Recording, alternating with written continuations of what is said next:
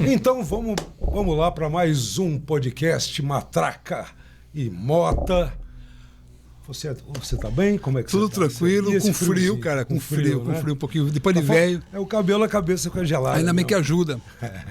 E hoje recebendo uma visita de uma pessoa muito importante aqui, que representa a cultura não só da cidade de Tietê, mas da região, né? Nosso amigo Pablo Civitella, que vai estar trazendo um baita de um festival esse final de semana. Estamos aqui, Tudo Matraca, jóia? Obrigado, Mota, prazer enorme estar aqui com vocês. Nós que agradecemos. Estamos aí sempre circulando com a cultura, né? A gente estava conversando, você está morando em Porto Feliz agora. Moro em Porto Feliz. Quanto tempo que você está lá já? Estou há 8 anos. Há 8 anos. Faz tempo que a gente não troca uma ideia. Faz tempo que a gente não se encontra aqui. Eu virei um pouquinho meio que nômade, né? Porque uma hora eu tô numa cidade, outra hora eu tô em outra. O pessoal me conhece aqui, eu nasci em Santo André, vim pro interior, depois vou pra Serquilho, trabalhei muito lá, depois fui pra São Paulo, depois voltei, aí me casei e achei um Porto feliz. Muito bom. Eu sou de lá, cara, eu sou do Bezerra de Menezes. Eu conto pra todo mundo isso, né? Não, todo Porto Feliz podcast é legal, eu repete. gosto de Porto. E teve em Jumirim também, né? Quer dizer, então... foi um momento de Jumirim também, não foi isso? Quando eu nasci em Santo André, né? E quando eu me mudei, Jumirim ainda pertencia a Tietê. Né, e o terreno dos meus pais ali, quando Jumirim emancipou, ficou bem na divisa, pertencendo a Jumirim. Que é onde que tem o Flamboyant lá, o evento, né? Isso, tem hoje, está instalada a biblioteca. Mas a minha vida social toda era em Tietê, né? Quer dizer que eu cresci, a escola, os amigos, frequentava comércio, supermercado, tudo era em Tietê. Você né? ia com o busão da prefeitura? Na escola? Não ia. Não ia porque ali já pertencia a Jumirim, né? Então eu acabava que meus pais me levavam mesmo por um tempo. Depois meu irmão já começou a dirigir e meu irmão levava. Mas que a gente estava conversando agora, você falou que veio para cá, pro interior, com 14 anos. eu vim em 94, no finalzinho de 94.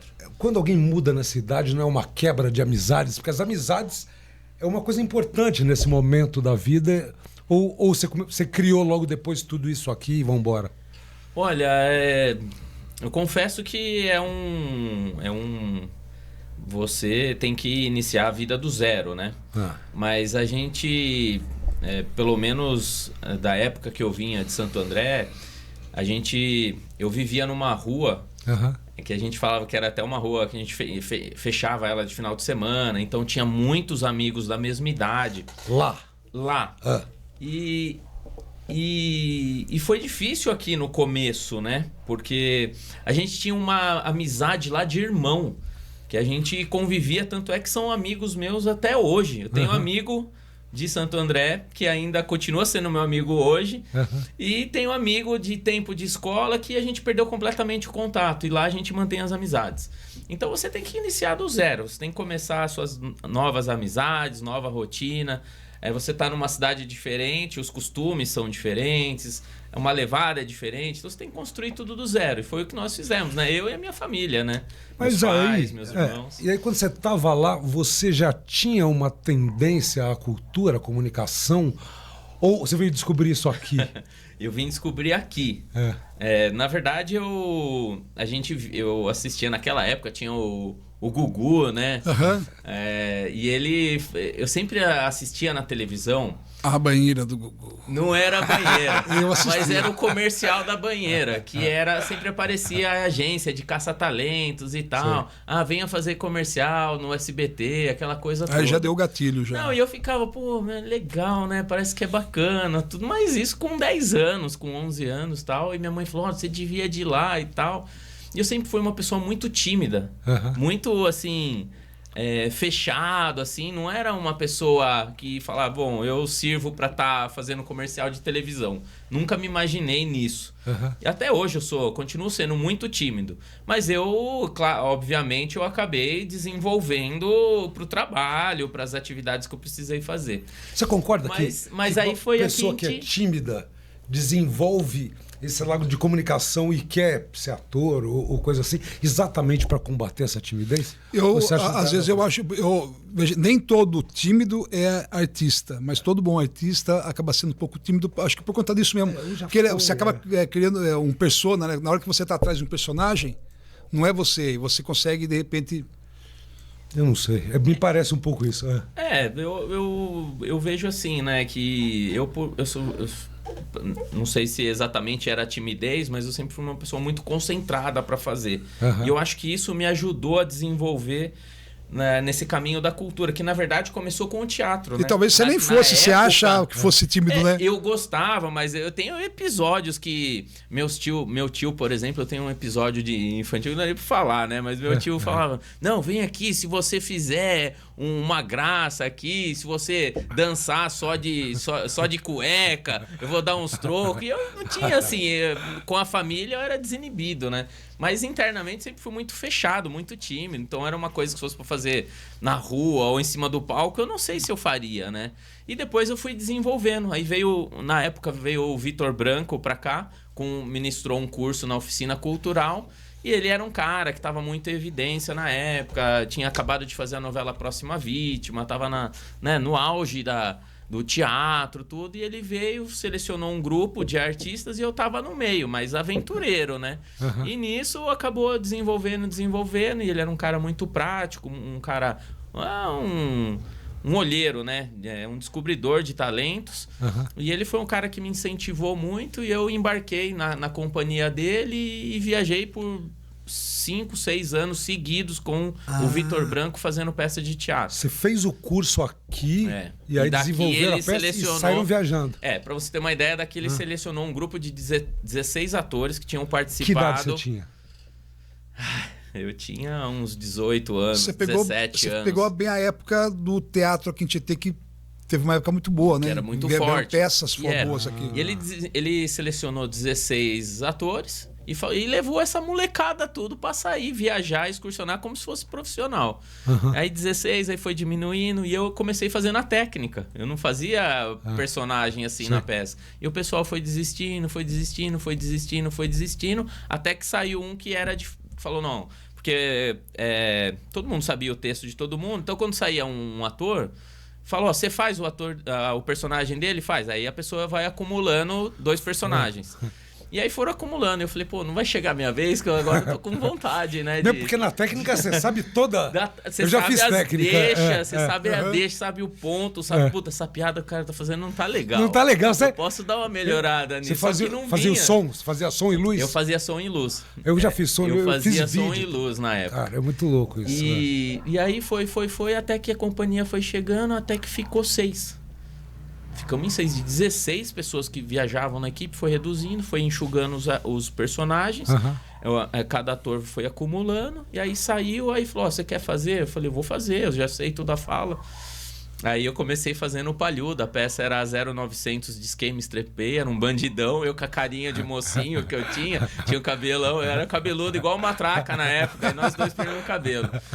E aí eu era um mocinho ali, mas me vendo fazendo um bandidão, né? E aí foi muito legal, foi uma aventura, e nessa história toda eu cheguei a percorrer quase 200 cidades no estado de São Paulo com teatro. Em quanto 200. tempo isso, cara? Em 5, 6 anos. Cara, mas aí vocês ficaram rodando, assim, aí parava... Todo final de semana numa cidade. 1 ou 2 cidades por semana. Todo final de semana. Cara, como rodou? Rodamos muito, repetimos algumas cidades. E a peça foi bem pra caramba, né? Foi sucesso. E eu perdi muitos aniversários dos meus sobrinhos, porque tava na estrada. Mas também aprendi, né? E definiu o teu futuro, né, cara? Definiu. E eu sempre falo isso pro Vitor Branco, eu sou muito grato a ele. Porque ele é um cara, um professor, né, espetacular, né? Imagina você... A gente sempre fala... É muito complicado, né? Porque a gente vê que o jovem é tudo, né? Para desenvolver e para criatividade, para trazer coisas novas. E a gente sempre tem um receio de dar oportunidade pro jovem. Porque a gente fala, não, espera mais um pouquinho, deixa ele lá no cantinho, deixa ele melhorar, desenvolver. A hora que ele tiver bom, a gente puxa.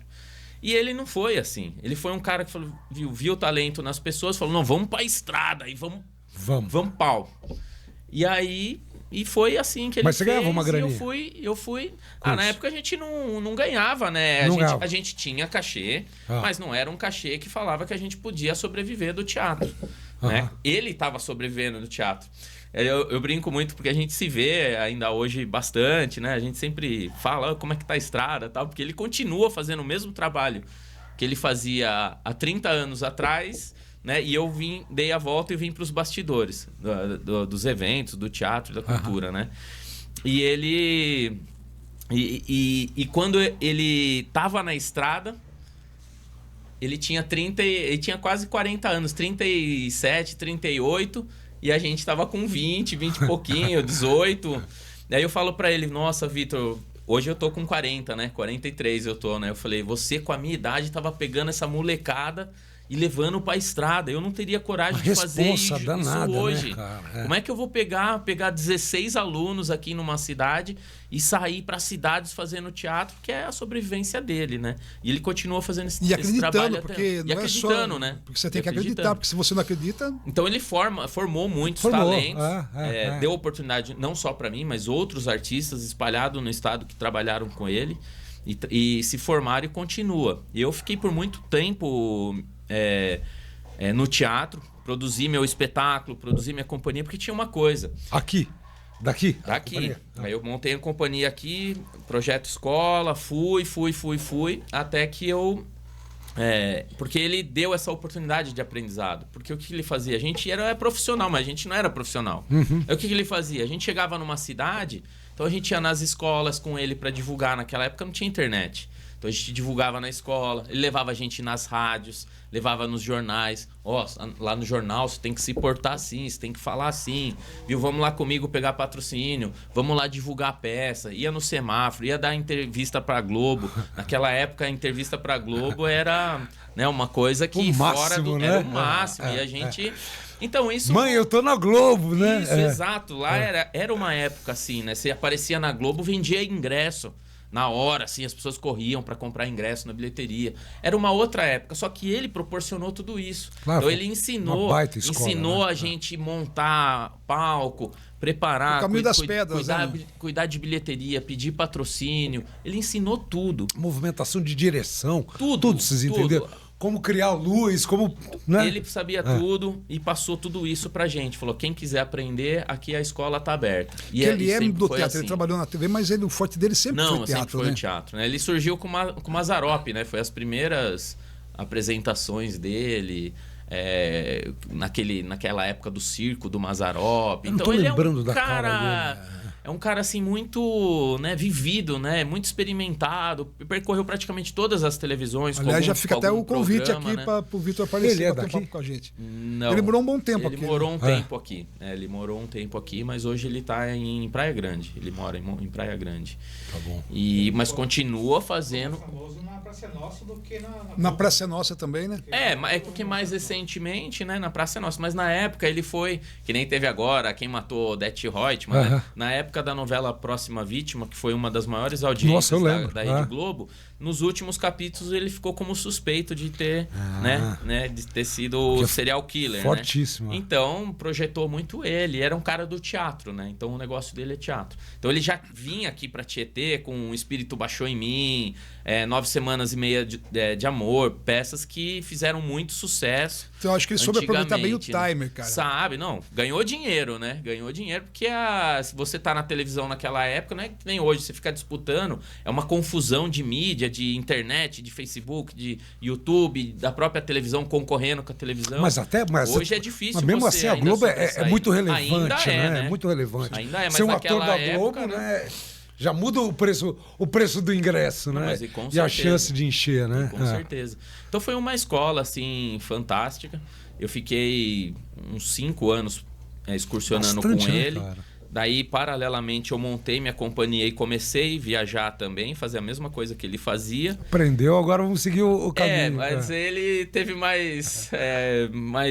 ele foi mais persistente, né? Talvez o momento da vida dele exigia mais essa continuidade. E eu comecei a gostar de produzir. Porque, como eu falei, eu fazia som, iluminação e tal. Daí era uma época que aqui não existia o teatro de Cerquilho. Essa parte técnica era muito carente, e até hoje sempre é carente. Sim. A parte técnica de ter iluminador e tal. E pra tudo, viu? E pra show, tudo, pra música. Pra tudo. E eu, na época, as companhias de dança começaram a me chamar. Falaram, viu, você não monta aqui iluminação pra mim? Eu falei, eu vou. Eu comecei a adquirir uns equipamentos que eu comprei pra minha companhia. E daí comecei a fazer iluminação pros outros e gostei. Né? Então, você pega aqui a Fernanda Bufo, na época, a Magda em Cerquilho, a própria Anabete. Então, viu, a Suzane Leite. O pessoal da dança me chamava, viu, você não faz aí? Eu sei que você tem equipamento pro teatro. Vem fazer pra dança. Aí eu comecei a fazer. E aí foi assim, né? E aí eu fui gostando, tal. E na época a gente, já um pouquinho aqui em Tietê, né? A gente falou, pô, a cidade é meio parada, tal. A gente não podia fazer alguma coisa legal, porque eu já tava viajando pra caramba.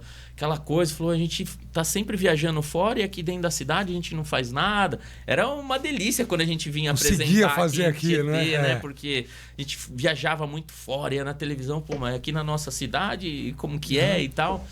E aí ficamos nisso, cidade meio parada, não dando muita oportunidade e tal. E é difícil, né? A cidade do interior, você tem que cavar as oportunidades. E foi o que eu comecei a fazer com um grupo de amigos. A gente reuniu um grupo de amigos, falou, viu, vamos fazer alguma coisa para movimentar a parte cultural em Tietê e tal. Eu falei, vamos, não sei o quê. Disso surgiu o Projeto Culturando.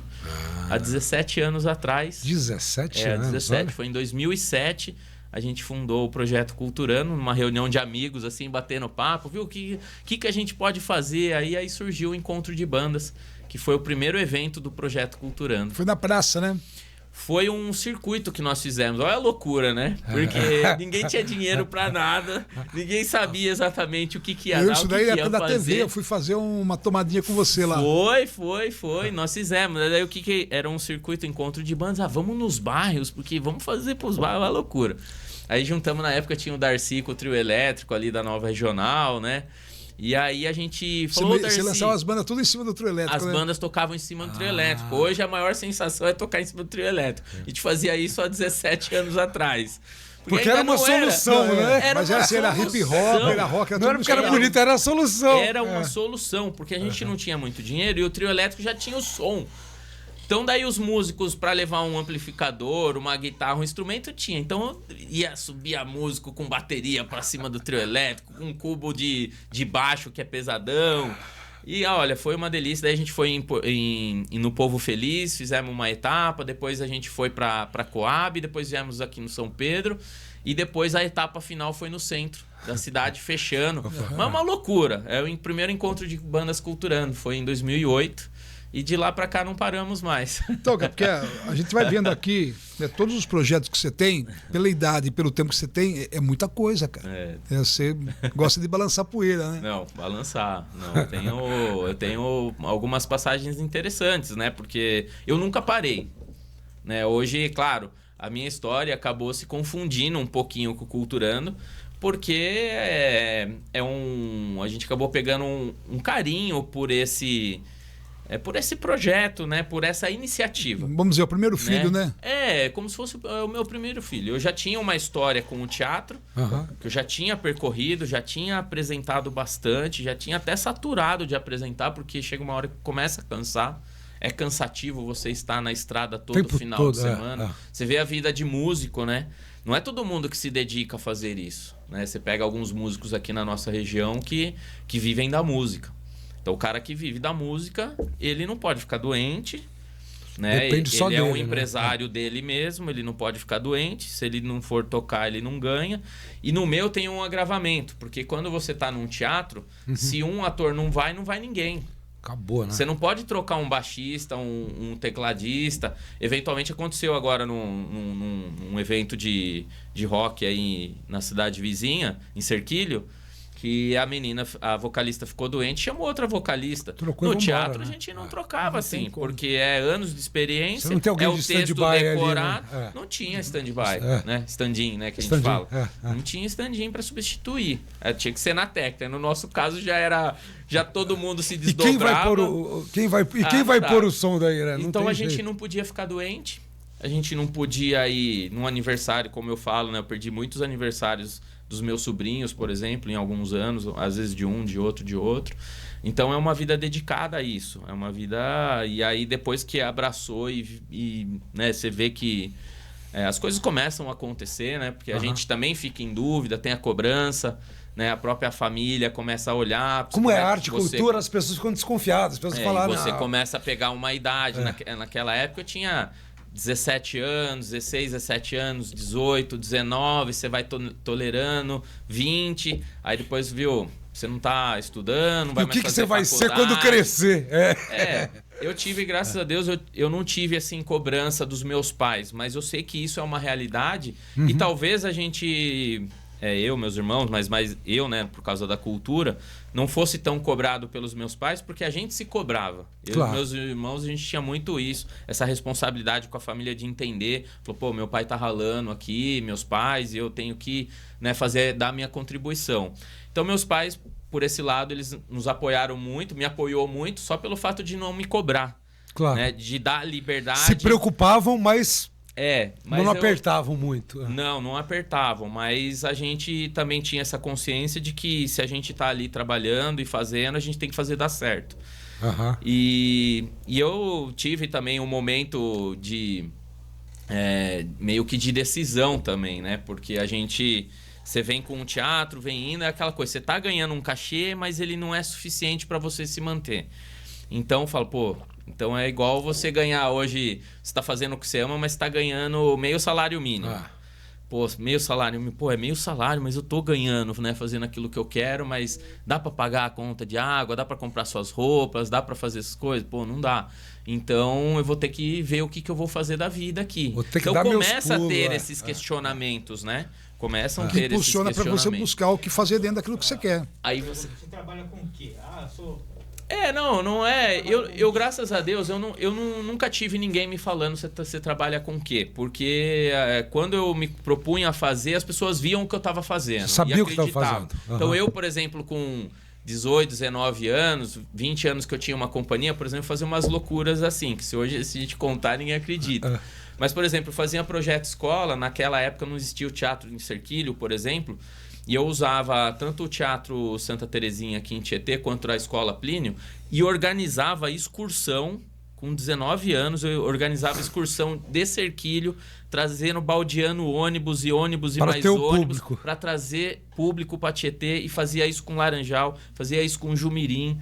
Então, assim, era um movimento de gente grande, eu nem sabia o que eu estava fazendo, né? Assim, sabia, né? A gente tem a determinação, mas são coisas que hoje, se a gente pensar, hoje é tão burocrático e tão difícil. Imagina pedir uma autorização para trazer alunos de escolas de Cerquilho para vir, assistir teatro em Tietê.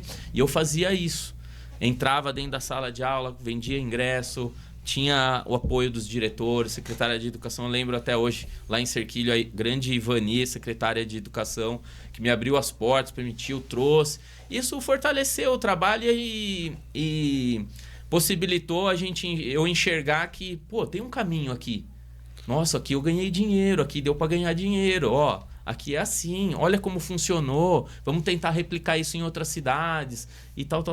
Então, existiu o caminho, né? Uma formação, né? E você acabou descobrindo que você era um ótimo produtor, né? Exato. É porque eu tive que fazer tudo isso. Falei, nossa, eu tenho... Para dar certo, eu tinha que dar os pulos, tem que fazer o corre, hoje né? Eu olhando, com 18 anos, né? Porque hoje a gente pega a molecada que tá no celular e fala, viu, você com 18 anos, o titio com 18 anos, né? E naquela época a gente fazia chover canivete. E eu aprendi, né? Eu criei uma casca com a produção.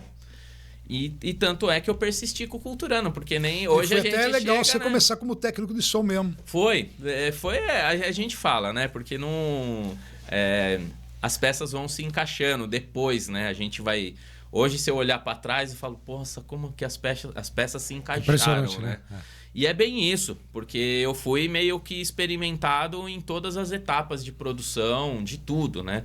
Estando em cima do palco, então não é o meu forte atuar, né? Eu fiz bem o meu papel, mas não é o meu forte atuar. Hoje eu não atuo mais. Estava te levando para outro lugar dentro da cadeia da cultura, né? Dessa cultura, da economia da cultura, né? De tudo, né? Eu tive um caminho parecido com você, porque eu era assim, eu precisava de uma grana, e aí eu fui fazer lá na oficina Oswald de Andrade, lá em São Paulo. Aí eu fui fazer um curso, aí fiquei amigo do professor, o cara falou, eu tô numa peça, você não quer ajudar na técnica? Mas era uma peça grande. a peça grande, sei lá, eram 11 atores, então a peça grande, vai. E aí eu fui fazer a técnica de vídeo, porque eu projetava os vídeos. Bom, eu não vou contar, porque eu já até contei no podcast. Cara, chegou no dia, o cara faltou, me mandaram um DVD, era a estreia da peça, imagina, e era sobre futebol, e político, jogador, um monte de gente chegando, eu falei, cara... Ele falaram, não, você. Eu falei, não, eu tô só esperando o cara. É você. É você que vai. Eu falei, cara, eu não sei onde entra, não sei o que fazer. Mas é assim. E fui. Né? E aí, só que eu fui mais pro lado do audiovisual. E aí, mas comecei por ali também, né? Eu só não lembro se você saiu bem ou mal nesse dia. Foi um puta barato. Tanto é que eu fiquei o resto da temporada e sou do grupo até hoje, do núcleo do grupo até hoje. Né? Então, tava escondendo o jogo, sabia fazer. Mas então, a gente sempre tem uma veia artística escondida. Aquela Rádio Plínio lá, você estava envolvido? Na época, não. Você tá ligado? Você estudou ela nessa época? Lembro. Estudei no Plínio, né? Estudei no Plínio. A molecadinha lá fez, cara. Pra época foi uma coisa super legal também. Montaram uma rádio lá e no hora do intervalo o pessoalzinho ficava lá. Eu peguei bem o finzinho. Acho que foi meu último ano na escola Plínio. Aí eu lembro que foi o Kaká que começou também com essa iniciativa ali dentro. Tinha um grêmio, né, estudantil, mas eu já tava saindo da escola. Ou já tinha acabado de sair, eu tava no último ano. Alguma coisa assim. Mas aí é isso, né? E eu nunca parei, né? Eu nunca parei, sempre buscando a alternativa. Mas é isso, né? A vida vai conduzindo a gente, né? E na época eu fui mantendo o Culturando e na época não tinha dinheiro. A gente tinha que contar com apoio, com ajuda, com o incentivo do amigo, com o cara que estendia a mão. Você ia alocar um som que custasse 1.000, o cara tinha que fazer para você por 300, por 200, aí você pede um patrocínio, vira aqui e se vira nos 30. Então teve muita gente que ajudou o começo do Culturando, né? E eu nunca desisti, porque eu sempre imaginei que fosse dar certo, né? Falei, sempre acreditei, né? Eu tive uma coisa de olhar um pouquinho para o futuro. Eu tive uma coisa de olhar para o futuro, porque quando a gente idealizou o Culturando não era para fazer só eventos.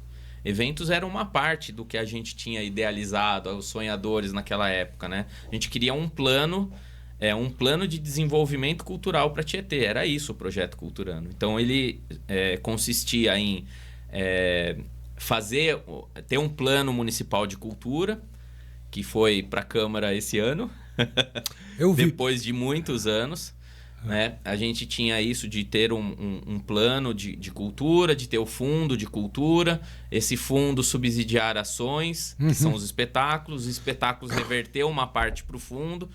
Através da lei de incentivo você consegue subsídio, financia o espetáculo retorna para o fundo subsidia outras ações através da lei de incentivo e é um círculo retroalimento para desenvolver. Isso eu pensei em 2007. E na época a gente queria que tivesse aulas de teatro e de dança nas escolas. E o ensino não era municipalizado aqui em Tietê ainda. Aliás, a municipalização do ensino não era uma realidade.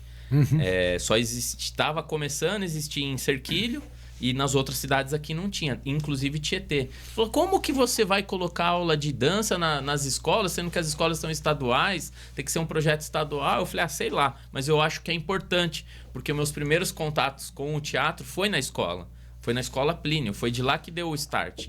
Que a gente tinha professora de artes que incentivava, todo final de ano, ela montava espetáculos de teatro. Então eu comecei a fazer o teatro lá. Depois surgiu a oficina cultural, lá na oficina cultural, né, a aula de teatro, e que surgiu a ideia do grupo e eu comecei a viajar. Mas antes eu fazia teatro na escola. Então eu vi que eu tomei o primeiro gosto com o teatro na escola. Eu falei, então o Tietê precisa colocar a dança e o teatro na grade da escola para poder incentivar a formação de novos artistas. Mas como que isso vai acontecer? Aí passou alguns anos depois, acho que uns 3, 4 anos depois, ou 5, não me recordo, uns 4 anos depois, 3 anos depois, 2010, 2011, Tietê deu um passo para municipalizar o ensino. E nessa época eu tinha acabado sendo candidato a vereador, eu fui eleito vereador aqui em Tietê, estava na Câmara, apresentei projetos para inserir a dança e o teatro na grade escolar. Mas peraí. Agora, então vamos uma voltar. loucura, né? E agora nós saímos de um lugar. Mas aí virou vereador. Isso. Mas quando você falou que você já pensava no fundo de cultura, não sei o quê. Então você já tinha um caminho, uma ideia meio dentro da política, ainda que você não soubesse? Não é. A gente não pensava nada assim com a política necessariamente, mas eu via esse sistema de cultura funcionando, porque era algo também, claro, não inventei a roda, era algo que já estava se tornando uma realidade nível nacional. Então, a minha visão era o que está acontecendo no Brasil em relação às leis de incentivo e o financiamento de cultura e como que a roda está girando no Brasil. Eu quero trazer isso para ti. Mas isso que eu estou falando, mas você já tinha um olhar nisso. Ah, sim. Já era uma visão de gestor, Você já né? tinha, tinha uma visão cultural. Sim. De como gerir o negócio. Exato. E ligada às forças municipais, estaduais, federais, também, etc. né, filho? Mas eu tinha 18 anos. A gente não, com 18 anos, 19 anos, a gente disso, não... né? Mas a ideia de entrar para a política foi para trabalhar mais pela cultura. Olha, não...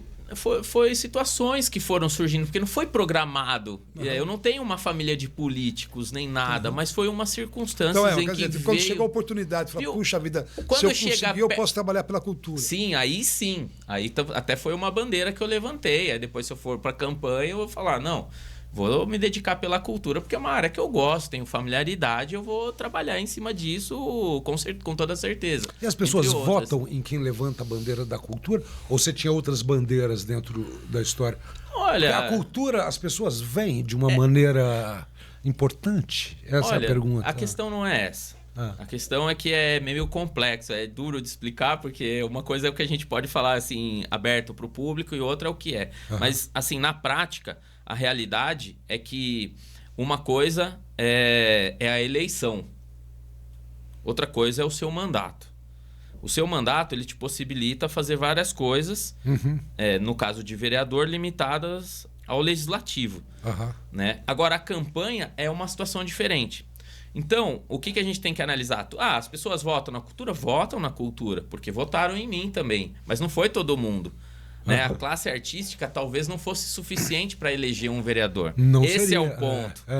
Então, tem pessoas que gostam de cultura, que não tem nem ligação com a área cultural, mas falam, um moleque jovem tá aí, né, que gosta de cultura é uma coisa boa, vou insistir, vou votar nele, vou dar meu voto. A tua bandeira estimula o cara a... Estimula a votar, parar para pensar nisso. Fala, não, eu conheço o seu trabalho, eu gosto do seu trabalho na cultura, e não é gente ligada à arte. Então, é meio relativo. Então, assim, você cria estratégias para campanha. Uma coisa é campanha, outra coisa é a bandeira, né? Eu posso definir uma bandeira, mas a bandeira nem sempre vai te carregar para vencer. Uma coisa é tirar carta, outra coisa é dirigir. Né? Exatamente. Aí você deu um bom exemplo, que é uma coisa é você tirar carta. Eu tô tirando a carta aqui, eu gosto da cultura, mas não quer dizer que ela sozinha vai me conseguir me eleger. Então, são outros fatores que entram para você vencer. Mas, de qualquer forma... as pessoas estavam me conhecendo, porque eu já apresentava muito teatro, já tinha iniciado culturando. As pessoas, alguns artistas viram e deram credibilidade para aquilo que eu estava fazendo. As pessoas viam que movimentava a cidade. Tinha uma época, modéstia à parte, a gente acabou produzindo mais pelo culturando do que a cidade produzia naquela época. Porque a gente se engajava, fazia bem feito, mal feito, mais ou menos, mas estava sempre fazendo. E o que o artista quer é estar em cima do palco. E isso a gente fazia. E a gente continua fazendo até hoje. É dar oportunidade para o artista aparecer. Então, as coisas foram fluindo, né? Mas, assim, não foi que foi programado. Porque você é vereador. Ou... A coisa aconteceu. É igual, chega no período de eleição, as pessoas começam a ver quem que poderia ser candidato. Você não quer ser candidato? Você não quer ser? Você não quer ser? Eu falo, nunca pensei, mas pode ser, quem sabe? Né? Aí eu tive um tio que concorreu no mesmo ano. Daí, por que você não vai lá? Eu vou concorrer aqui também. Eu falei, pode ser. Aí eu frequentava uma igreja evangélica aqui, que eles tinham já uma organização política. E aí eles me convidaram. Falaram, você não quer ser um candidato aqui? Sai com o impulso também da igreja. Eu falei, eu acho que é legal. Aí juntei isso e deu uma força legal para vencer. Mas é um caso à parte, né? Não, mas é a história, né? É a história sendo feita. E é legal quando a gente troca uma ideia, porque... acaba sendo um exemplo para um monte de gente que está assistindo. E o cara ver como as coisas vão se encaixando dentro disso, as né? coisas se encaixam, né? As coisas vão acontecendo. Eu acho que é aquilo que... Eu tenho um lema que se, né, dá para falar para os jovens, faça o seu melhor sempre. Né? Não se acomode, persevere. Esse é o caminho. Porque não tem ninguém... aquele jogador ruim... O jogador ruim, você não vai jogar uma pelada aqui ou num time profissional. Você, puta, mas o que esse cara ruim tá fazendo lá? Às vezes o cara é ruim, mas de tanto ele fazer, ele fica bom. E às vezes é bom e o cara não tá no time, mas às vezes surge uma oportunidade e o cara, quando ele entra, ele acontece. Então você tem que estar sempre preparado, você tem que ser persistente. Eu tô com o Culturando, hoje eu tô colhendo alguns frutos, né? Tô muito feliz com o projeto Culturando hoje, para a dimensão, pela proporção que ele está tomando, mas de uma iniciativa há 17 anos atrás. Eu fiquei praticamente ali 10, 12, 13 anos marchando com o Culturando para hoje ele começar a dar resultados. Foi na raça e resiliência. Na raça. E acho que é tudo na vida, né? Se você é um cineasta e você vai passar a sua vida se dedicando, as coisas vão acontecendo. Eu acho que é isso, é o jovem hoje, né? É o jovem... Hoje é tudo mais difícil, né? Eu tenho 2 filhos pequenos hoje, né? Um de 6 anos e um que fez agora, há 3 dias atrás, né? A segunda-feira, fez 3 anos. Fez 3 anos um e o outro vai fazer 6. Como é que é o nome deles? É o Anthony e o Léo. Um beijo. Pro Anthony e pro Léo. E aí a gente vê que o digital, né? A internet hoje é muito presente. É uma coisa que não tem mais volta, né? Agora, como explicar todas essas aventuras que nós fizemos ali no passado e falar, meu amigo, saia daqui do celular, tem coisa legal para fazer. Ser analógico é bacana, né? É um desafio. Mas o que dá para falar é isso, é não ficar no comodismo, é perseverar e lutar, persistir e fazer o seu melhor sempre. Isso vai virando, né? Porque assim, uma coisa é você... Oi? No analógico, no digital, o desafio não é o mesmo, a criatividade. Gerar essa criatividade do indivíduo até para ele criar uma coisa bacana. É por isso que essa jornada de crescimento e desenvolvimento da pessoa, igual você falou, 17 anos de desenvolvimento até chegar ao que é hoje. Existem também pessoas de 16 e 17 anos que hoje são bilionários porque desenvolveram um programa, porque fizeram isso. Então, assim, a internet ela não está descartada, né? Ela não está descartada, mas a pessoa também tem que entender que o digital não é o único meio de vida. Então, ele tem que ser visto como ferramenta, não como saída, né? Isso, ela tem que ser como ferramenta. Então, eu já falei dos meus filhos, porque eu tenho hoje analisado um pouco mais os comportamentos dessas crianças, dos jovens, porque como pai a gente acaba querendo ser mais responsável, né? Então a gente se preocupa quando eles estão com o uso exacerbado do celular, da tecnologia. E aí você tem que tomar cuidado para quê? Para você também não podar um eventual desenvolvimento de um talento na parte digital, mas você tem que tomar cuidado para ele não tornar aquilo o mundo único, exclusivo dele, onde ele se fecha e aí tá muito, muito, muito sujeito ao que a gente às vezes presencia hoje, que é criança entrando na escola com arco e flecha. Pode crer. Com umas coisas completamente... Perder a comunicação, perde um pouquinho da noção do real, do que é real e o que não é real. Sociabilidade, exatamente. É o convívio social. O que é a criança perde o 3D e o que é a realidade. Eles misturam um pouco. Tem eu não lembro aonde que eu vi isso daí, explicando, porque minha mulher chegou lá, não pode ficar deixando ficar vendo rios. Uma pessoa me falou, então não vamos, né? E nessa questão, então a Helena tem 7. Fica naquela... E tem que brigar sempre, porque eles querem o celular toda hora. Joguinho. Pô, tem um joguinho chamado Avatar World, cara. Minha filha não quer boneca, velho. Por que ela quer boneca? É tudo ali, é o mundinho já. Já tem. Já tem. Ela fala, pra que quer boneca? É uma realidade. A boneca dela é um item que ela tem lá, porque é bonito, pra pegar, né? Mas aí, bom... E é um caminho sem volta. O lance do rios, a criança pequena, por exemplo, você pega uma criança aí que até os 5 anos que ela desenvolve, né, várias coisas do 0 aos 5 anos. Ela fica vendo rios, ela fica tendo o prazer momentâneo. Porque é curto, é tudo vidinho curto. O cérebro dela treina. Recompensa rápido. Legal, rápido. Na hora que ela tem que esperar depois do almoço para tomar um sorvete, uma coisinha simples, ela estressa, ela fica... Porque quer rápido. O time é outro, né? Então A minha filha de 12 anos, ela tem um canal no YouTube com mais de 500 vídeos, cara. Isso aí. Não, mas ela brinca. Ontem ela estava na festa, na piscina, correndo, quer dizer... Mas ela está usando uma ferramenta que é do tempo dela, que nem a gente ouviu um disco de vinil. Exato, quer dizer, você tem que conseguir manter os dois lados. Mas é isso. Eu montar uma banda e ficava na garagem. Você via uma banda legal e você ficava na banda, né? Então é isso. Você tem que entender que a tecnologia está presente, é um caminho sem volta, e você tem que, no meu ver, monitorar. Manter o eu queria ser guitarrista, você queria ser ator. Você tem que eu queria ser hoje que eu sou youtuber, velho. Ou jogador de futebol. Porque meus filhos hoje eu falo, viu, joga lá. Eu tenho um Xbox, tenho um PS4 com um monte de jogo. Tudo que eu guardei da minha adolescência tá lá, tudo pra ele. E aí ele vai escolhendo o jogo, aí caiu no Minecraft. Aí dá uma voltinha no YouTube, vê os tem aquele tal, chegou já o 99 noites lá do tem Roblox, lá. cara. Tem vários. Tem o tal de 99 noites do Roblox que é infernal, cara. Então, daí ele vê o youtuber falando, não, e agora nós entra aqui, tal. Daí ele corre fazendo videogame. Pode crer, os caras ensinam a jogar, até aí, beleza. Aí os caras ensinam a jogar. Aí tem tudo e com milhões de visualização, né? Mas daí ensina a jogar lá, beleza. Aí passa, pai, grava um vídeo aqui pra mim, ganha um vídeo, deixa um like no canal e não sei o quê. Agora ele quer que eu fique gravando o vídeo dele. Eu gravei um videozinho dele preparando o Nescau lá. Daqui a pouco nós vamos soltar isso aí. É isso aí. Agora tem que ser o produtor também, mas foi isso. Não, mãe, grava. Daí, tem um filme falando sobre isso, né? Sobre a mãe explorar o nome. É que você falou, a menininha adolescente é youtuber. E a mãe fica forçando ela porque tá dando grana. Vira Michael Jackson, né? A história. É complicado. É isso que é o que você tem que monitorar. Mas a mãe foi lá, gravou um vídeo assim, daí passou uns dias, tal. Não, pai, você não grava eu agora, mas o que você quer fazer? Não, mas você grava eu porque tem que dar o like no canal e não sei o quê. Tem canal, não tem nada, né? E eu falei, não, então tá bom. Então você quer que o pai grave? O pai vai gravar, mas é o seguinte, vai lá, penteia o cabelo. Vou fazer dinheiro, hein?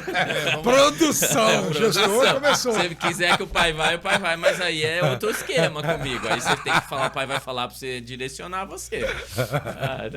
É legal, é legal. Gostoso, filho, você é 2 meninos, cara. 2 meninos. Tá uma festa lá, um montando cavalinho no outro. E o senhor chegou em Porto Feliz, tudo bem que 8 anos, mas já fez cena lá também, né?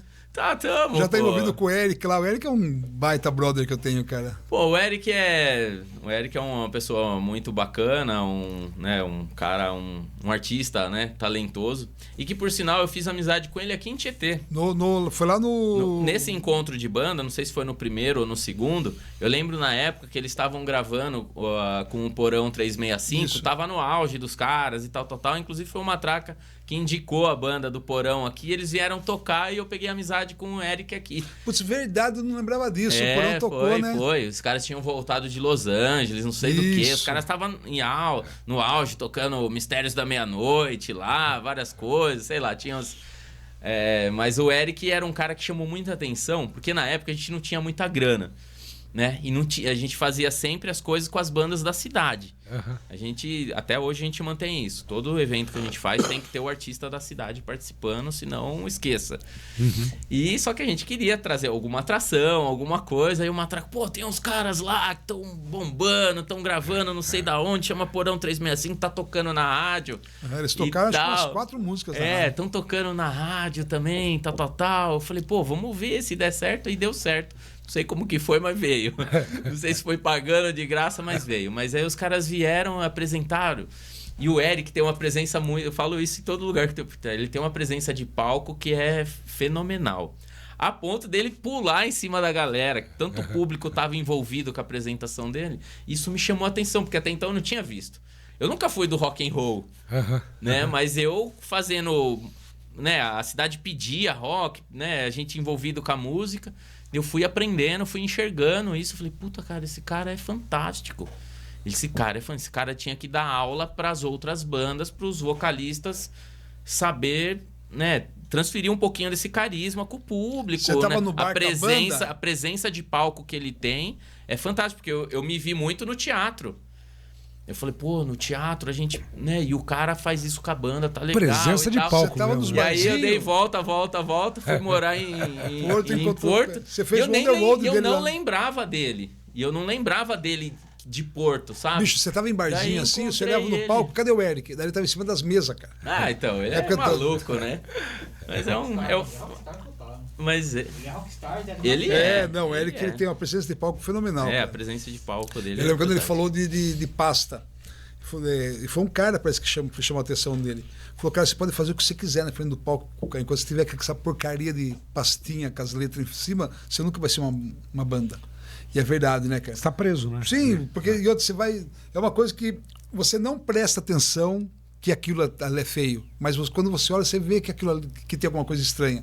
Porque tira realmente a apresentação. Esconde, né? Você vai cantar com a pastinha ali na frente, assim, né? E na minha época, toda banda tinha, cara. Todo mundo tinha pastinha. A minha turminha era tudo aquela revistinha Som 3. Som 3, E daí era uma revistinha original, o resto tudo Xerox, porque custava. A gente comprava junto, né? Pegar a cifra, pegar a letra. E na contracapa. Shop Music. Shop Music, cara. Pedais Vetron. Verdade. Eu passei um pouquinho disso aí. Uma pergunta que eu vou fazer para vocês dois, na verdade. Quando você trabalhou na Secretaria da Cultura, foi antes ou depois dele? Foi depois, acho que você foi em 2012, né? 2011, 2012. Eu tive uma passagem na secretaria aqui, foi um ano só, foi em 2011. Foi na época que eu fui vereador e em 2011 eu me licenciei da Câmara, recebi um convite do prefeito para ir para a secretaria. Aí eu fiquei um ano na secretaria. E foi um baita de um aprendizado, né? Ali você deve ter pegado muito a manha de, por exemplo, de escrever edital, por exemplo. Porque depois é uma coisa que... Ou foi antes disso? Você pegou o jeito de escrever edital? Eu tinha nesse meio. Não, foi depois. Mas né? Nesse meio do caminho, eu, né, mais tomando uma chamada do meu irmão, falou: não, você vai pra faculdade, né? E eu fui fazer direito. Então eu estudei, eu fiz a faculdade de Direito e fui conciliando tudo isso, as coisas que eu fazia com a faculdade. Mas ajuda até outra coisa que te ajuda muito. Me ajudou. Ler leis é uma coisa que você ver que não foi uma coisa que as peças não foram foi se decididas, encaixando, não era um mas plano. As coisas foram se encaixando. Porque daí eu tava estudando Direito e caí na Câmara. A Câmara é 100% leis. Depois... Antes de ainda cair na Câmara, eu trabalhava numa empresa no setor jurídico que trabalhava com licitações, fazia contratos, mexia com órgão público, aquela coisa toda. Então eu tive essa experiência. Aí, fazendo direito, depois eu caí na Câmara Municipal. Daí eu fui vice-presidente na Câmara, fui presidente do Conselho de Orçamento e Finanças, fui pegando o gosto de ver números. Depois eu caí na Secretaria. Daí eu falo, uma visão é a da Câmara, outra visão é a da Secretaria. Então, a hora que começou a cruzar tudo isso, fazer aquele balaio de gato, eu comecei a ter uma visão da esfera pública fantástica. Fantástica, que me ajudou muito para quando eu cheguei em Cerquilho. Quando eu cheguei em Cerquilho, que eu fui para fazer no Teatro Municipal, eu fui para fazer a técnica, fui convidado para fazer a técnica. A diretora era a Cristiane Grando, estavam precisando de um iluminador. A Magda me indicou, falou, olha, a Magda, eu fazia os espetáculos, a iluminação para a Magda. Aí o funcionário lá de dentro, o Flávio, quando a Cristiane assumiu a diretoria, falou, você não conhece o iluminador? Tem um rapazinho lá de Tietê que é assim, ele vem e ele se dá com a Magda. Se ele se dá com a Magda, você pode chamar de olho fechado. Meio caminho andado, A Magda, eu adoro ela, tenho amizadão. E aí eu fiz a técnica e depois ela acabou sendo afastada Ela saiu do teatro, vagou e aí o prefeito convidou e eu assumi a direção do teatro com a missão de teatro e cultura junto, né? Era diretor do teatro com a responsabilidade de tocar cultura, que lá é separado, mas a gente deu uma atuada meio junto ali e eu era o responsável por tudo, na parte cultural. Mas aí eu cheguei lá já muito preparado. Porque eu já tinha a bagagem do Culturando. Conhecia muitos artistas na região. Trabalhei como produtor. conhecia as produtoras da região. Conhecia as leis. Conhecia as leis, conhecia de Câmara, conhecia o funcionamento, porque você demora um tempo. Se você vai para uma secretaria, você demora no mínimo 1 ano para você, uns 6 meses ali, para você entender como é que... Você se encontrar, ver o que pode, o que não pode, o que o prefeito deixa, o que não deixa, o que gosta, o vereador cobrando, você não sei o quê. Então, eu já fui preparado para Cerquilho.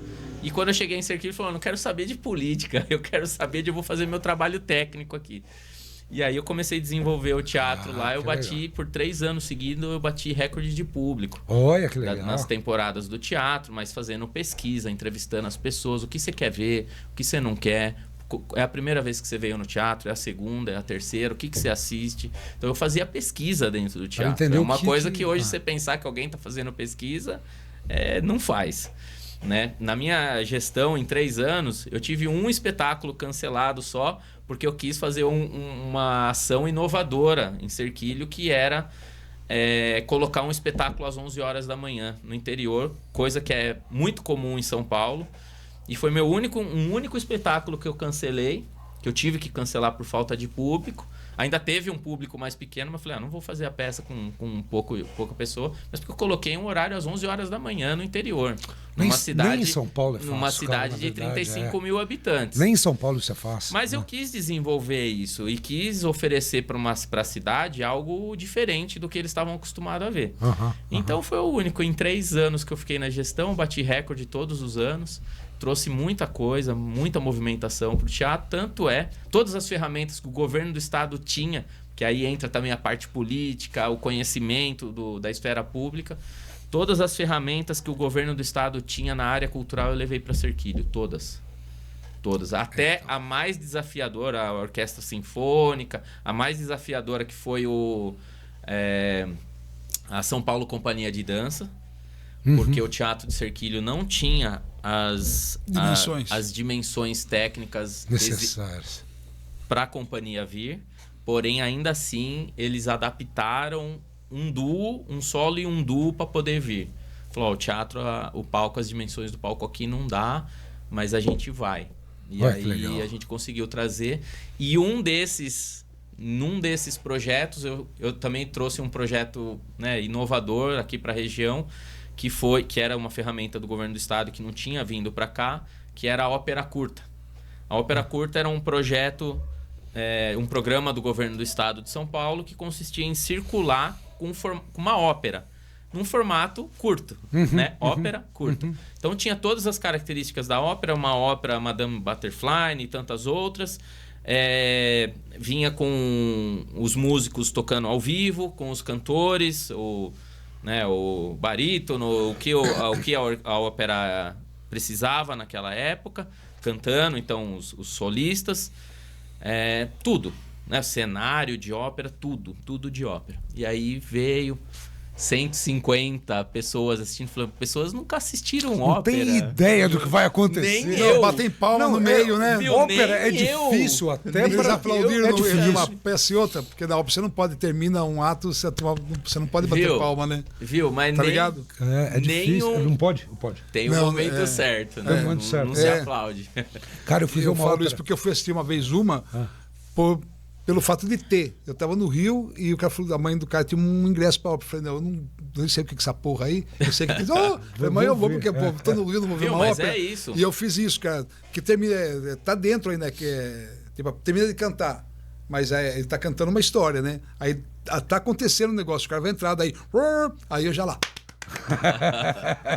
O pessoalzinho fica só dá uma olhadinha. Ópera é complicado, cara. Mas aí eu levei 160 pessoas na plateia. Nossa, maravilhoso. Mas 160. Eu tava acostumado com o teatro cheio. Mas daí eu fui conversando com o diretor. Legal, foi um bom público. De quanto tempo era essa ópera curta, hein? 1 hora.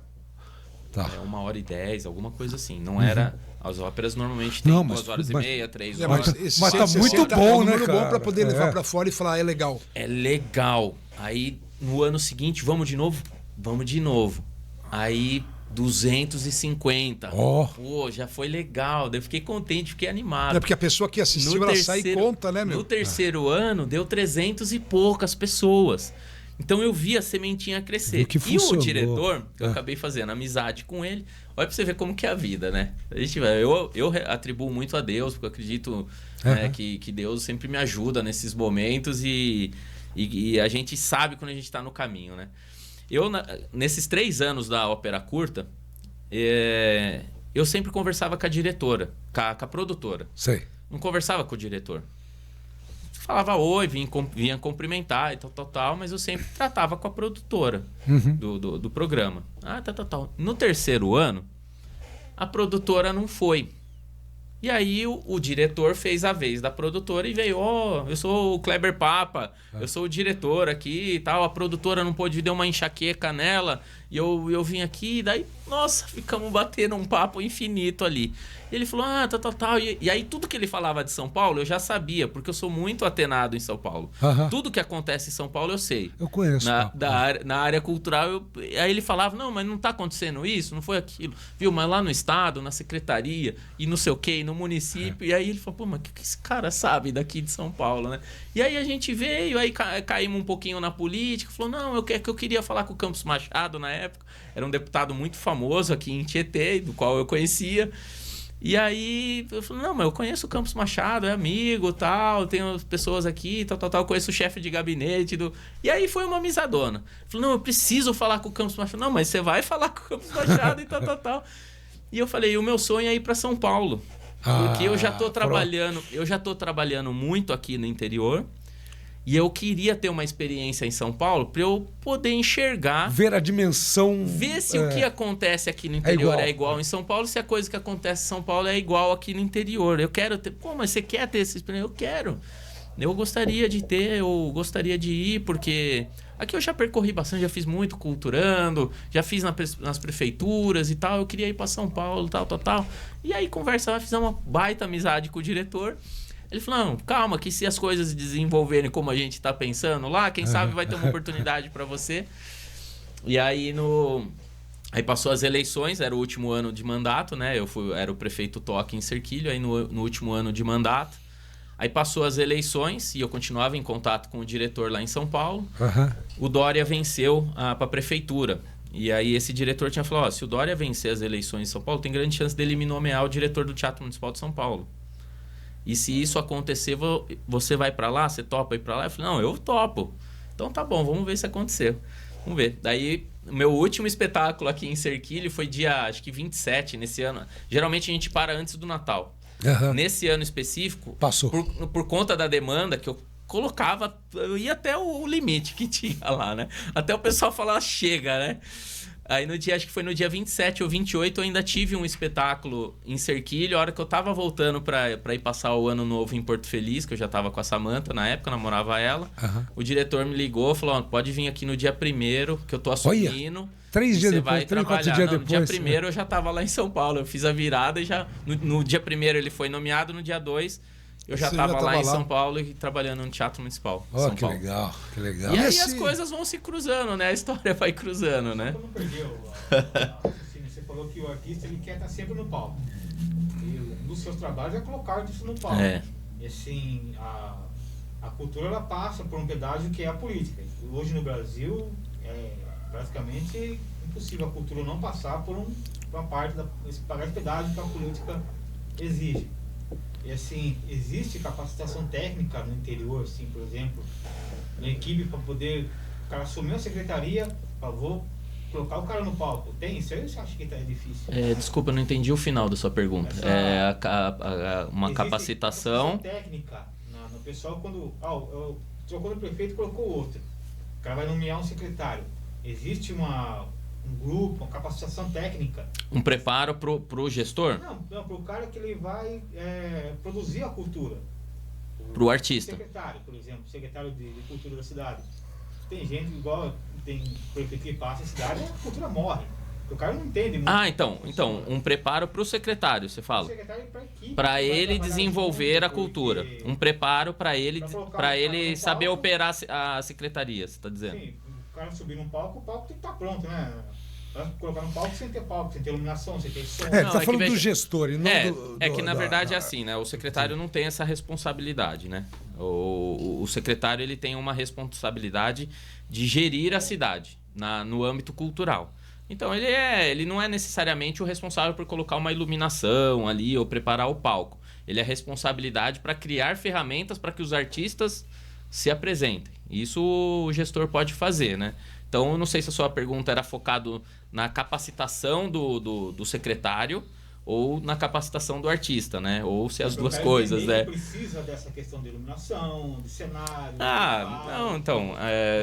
veja bem... Depende do secretário que você coloca lá. Né? Tem secretários e secretários, né? Não, mas é claro que se você tem... Olha, é muito complexo. Eu vivenciei várias faces na política, na esfera pública...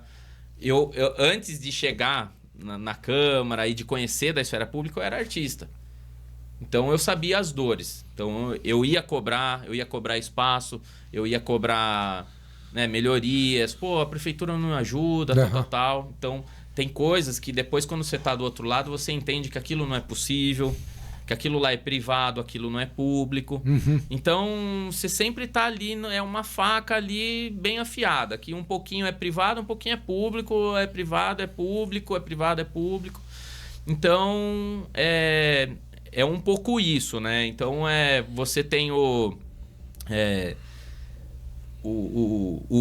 preparo que você tem, né? Quando você chega na secretaria, ela nem sempre você está apto a fazer até as ferramentas que você imaginou que você ia ter, né? Como você falou, você tem que entender o calendário, saber o que tem, o que rola. É que assim, a gente tem, eu ia puxar um lado para conversa e acabei indo para outro, mas o que eu ia falar era o seguinte, que nem sempre o cara, por ser um artista, ele vai dar conta de gerir.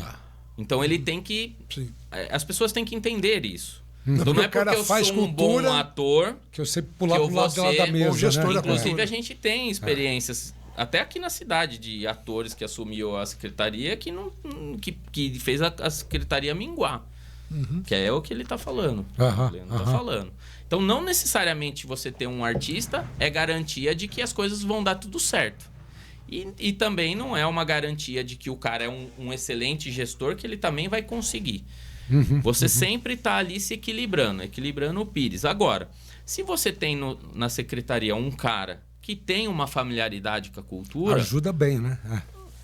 Então o cara sabe do que você... Pô, porque às vezes chega um artista lá na simplicidade dele, pô, você não me arruma ali a luz e tal, ou você não põe uma espuma acústica aqui atrás para o som não bater. Se o secretário não souber o que é aquela espuma acústica, a importância dela, ela fala, pô, faz sem mesmo, não dá para você fazer sem. Vai ficar bom. Vai ficar bom. Então o cara acaba não sabendo valorizar e não sabe atender.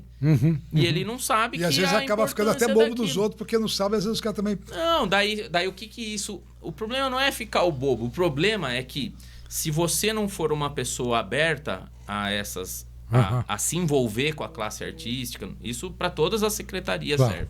Mas se você não se envolver com o seu grupo, se você não se envolver com a classe artística, você vai começar a ficar isolado. Porque fala, não, eu não vou pedir pro secretário essa melhoria porque eu sei que ele não vai atender. O cara não me atende. O cara é isso, o cara é aquilo, o cara é aquilo outro. E as coisas não vão acontecer. As coisas não vão acontecendo, porque a secretaria não vai sem o artista. É claro. Um depende do outro. E uma das grandes coisas, uma das coisas que mais acontece é o gestor sentar na cadeira e achar que vai acontecer sem o artista. Isso acontece, porque é política, porque eu não posso, não, esse cara aqui foi contra, esse aqui foi a favor, esse aqui não foi ali, então eu não vou, não, esse aqui não pode, não pode porque ele é do outro grupo e não sei o quê. Aí o cara fez isso... E matou a cultura. Matou porque ele vai chegar num momento que ele vai entender que fala, pô, daí ele não consegue deslanchar, ele consegue deslanchar só com o grupinho dele. E aí não é uma coisa geral, né? Não vai conseguir ter uma amplitude na... Então, assim, de novo, né? Você ter o conhecimento da cultura, você pode ser um especialista, um diretor famoso, que não quer dizer que você vai conseguir administrar, porque tem o jogo político. Você tem que sentar na cadeira, você tem que entender que você tem que atender às especificações técnicas do cargo administrativo. As especificações artísticas junto com os artistas, com a comunidade cultural. E o terceiro ponto é o balé político. Então você fala, não, mas isso aqui eu posso, o administrativo aqui, eu tô dentro da lei. Eu falo, não, mas eu não quero que você faça isso. Acabou. Morreu no ninho. Daí, se você fala, não, eu fiz aqui certinho, o prefeito, né? Ou sei lá, a política te pede, fala, não, você tem que fazer aquele evento. Aí você chega pros artistas. Os caras falam, mas a gente não quer fazer isso. Mas não quero isso. Então, esse é o maior desafio. Se o gestor sentar na cadeira e entender que existe essa divisão e ele souber transitar bem entre eles, vai funcionar. Aí com um pouquinho mais de recurso. Que aula, hein, cara? Com um pouquinho mais de recurso. Importante essa aula que ele deu aqui agora. Com um pouquinho mais de recurso ou menos recurso. Não tem sua receita por um minuto aqui? Foi uma... Não é?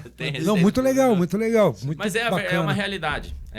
E às vezes a política, o gestor, né? Para qualquer secretaria. Porque o gestor ele fica preso, né? Uma coisa que eu percebi ali na oficina cultural. Sabia que na oficina cultural era mais tranquilo?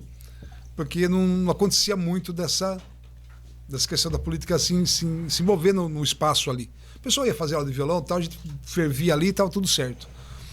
Mas aquilo que você falou ali, se atender a demanda que você tem da população e junto, você não tem, de repente você está fazendo um negócio que você está achando lindo, maravilhoso com todo mundo e o seu gestor fala, pô, o que você está fazendo, velho?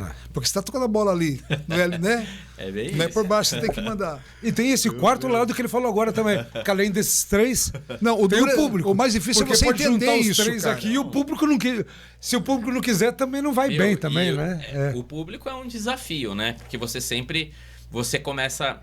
Porque às vezes dá tudo certo, né? Você pega esses 3 pontos que casaram, o administrativo, você fez tudo dentro do administrativo. A classe artística apoia e o político apoia. Pô, então tô no melhor dos mundos. Vou fazer.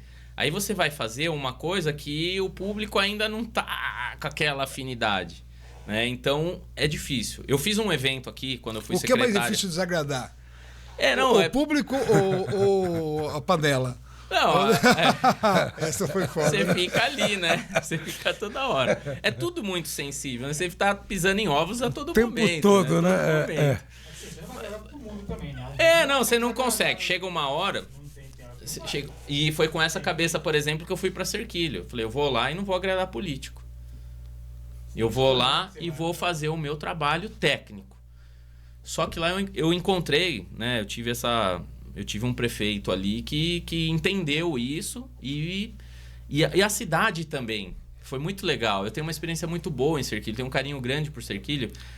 Porque eu lembro que aqui em Tietê, quando eu queria trazer alguma coisa diferente, eu tinha resistência todo momento. Tinha resistência política, tinha resistência administrativa. Os artistas sempre apoiaram. Mas eu tinha resistência política e às vezes resistência administrativa de coisa que eu queria fazer e não podia, não dava ou não queria. Então, aí eu ia colocar um projeto diferente, as pessoas... Não, mas isso não dá certo aqui em Tietê, isso não vai. Isso aí é lá para outra cidade, aqui não dá certo. E quando eu cheguei em Cerquilho, tudo que eu queria fazer... As pessoas... Que legal! Então, mas essa autossabotagem parece que é inerente de Tietê, né, cara? Cara? Outra vibe, né? Daí você... eu falei, nossa, sorri à toa, né? Porque daí você tem uma boa ferramenta que era o teatro. E você tem a parte política não te incomodando. Ao contrário, fazia moção na Câmara, parabenizando pelo trabalho. Os vereadores frequentavam o teatro, o prefeito estava sempre no teatro, tal. Dava muita visibilidade o trabalho que nós fizemos lá.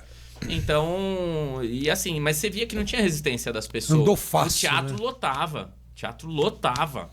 Eu tava com o teatro lotado todo o espetáculo. Que ajuda também. Trabalhava tudo, uma né? grade de programação, não deixava um espetáculo sobrepor o outro, colocava a distância. Porque chega uma hora que começa a incomodar no bolso. Sim, pode crer, tem que ter essa jogada. Você vai num stand-up, você vai no outro, você vai no outro. Você colocou os 2 seguidos, 3, ou no mesmo mês, esqueça. Acabou, né? Esqueça. Só que fazer a gestão dá trabalho, né?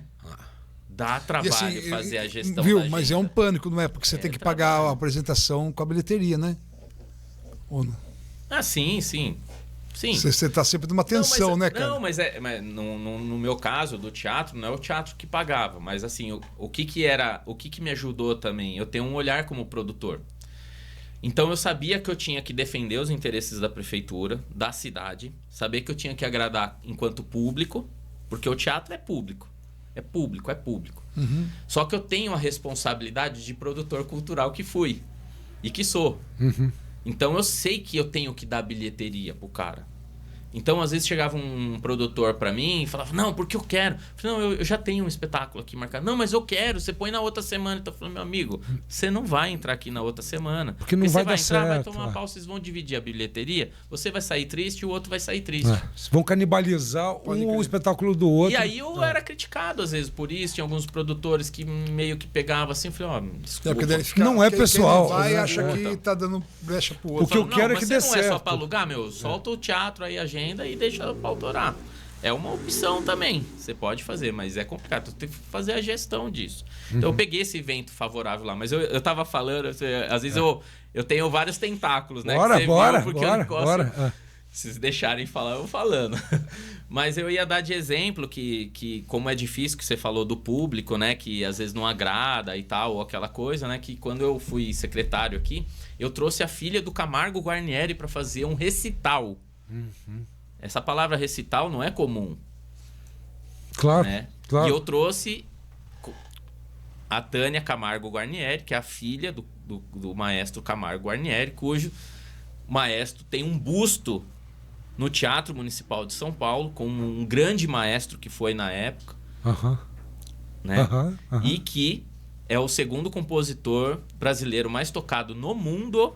Que olha só. E eu trouxe a filha dele da Itália.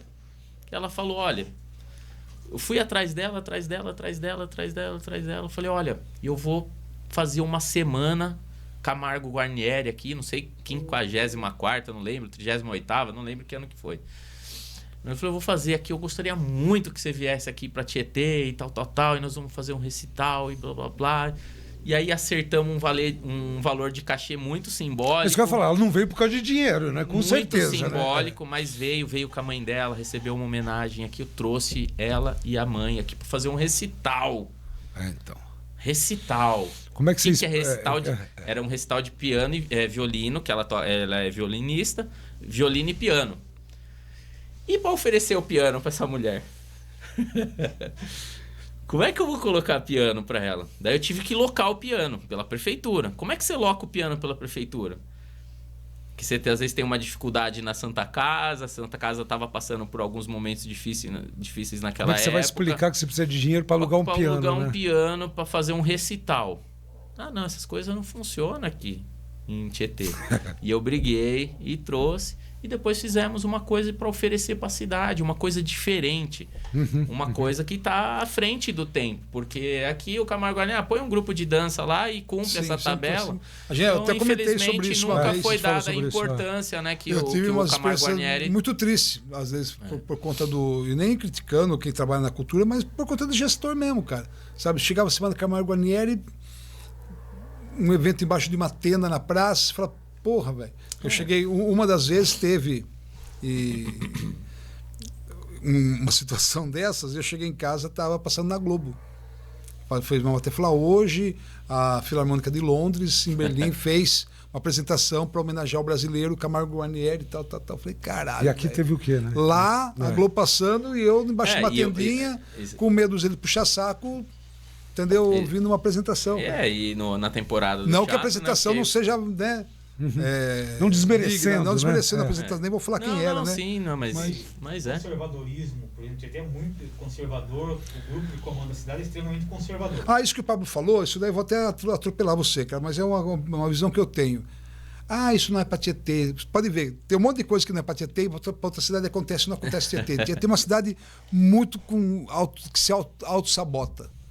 Faz muita auto-sabotagem. O pessoal não tem vontade de fazer as coisas, parece, cara. O Teatro Santa Terezinha era o Marcos que trazia as peças, né? Eu lembro que o Jô, ele foi para Globo fazendo a brincadeira de que ele não conseguia entrevistar os globais, né? Porque no Jornal de Meia ele não entrevistava. O que eu entrevistei de global com esse Marcos que ele trazia a peça para cá, havia muita... O Marcos Pardim de Salto, inclusive, ele faleceu recentemente. Pô, que triste, cara. Que triste. Ele é um grande gestor, muito gente boa. E ele que trazia as peças o pra Vitor cá, Branco, acho que foi ele que trouxe também. a peça. Ele produzia. Foi nessa época aí que ferveu. Era toda quarta-feira, pra você ver, no meio da semana.